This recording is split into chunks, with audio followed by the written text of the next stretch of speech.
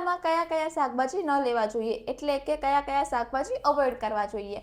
સૌથી પહેલું છે રીંગણ. રીંગણ છે તાસીરમાં ગરમ હોય છે, તમારા શરીરમાં પિત્ત દોષને વધારે છે અને એને ઉનાળામાં લો છો તો ખાસ કરીને ગેસ, એસિડિટી જેવી સમસ્યાઓ કરી શકે છે. બીજા નંબર ઉપર છે બટેકા. બટેકામાં સ્ટાર્ચ વધારે રહેલું હોય છે એટલે એ પચવામાં ભારે પડે છે અને પેટમાં ગરમી, એસિડિટી, ગેસ જેવી સમસ્યાઓ વધારે દે છે. ત્રીજા નંબર ઉપર છે પાલક. પાલકના પાંદડા પર જંતુનાશક દવાઓનો છંટકાવ થયેલો હોય છે જે નુકસાન કરી શકે છે.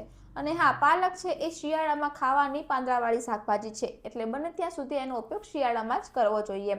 ચોથા નંબર ઉપર છે ભીંડા. ભીંડાની તાસીર ગરમ હોય છે, શરીરમાં પિત્ત દોષને વધારે છે એટલા માટે ભીંડો ખાધા પછી ગેસ, એસિડિટી જેવી સમસ્યાઓ થઈ શકે છે અને ખાસ કરીને જ્યારે તમે એને કેરી જોડે લો છો ત્યારે આ સમસ્યાઓ વધારે થાય છે.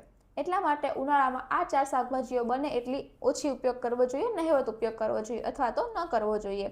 તો જો માહિતી ગમી હોય તો વિડીયોને લાઇક એન્ડ શેર કરો અને અમારી ચેનલને સબસ્ક્રાઇબ કરો.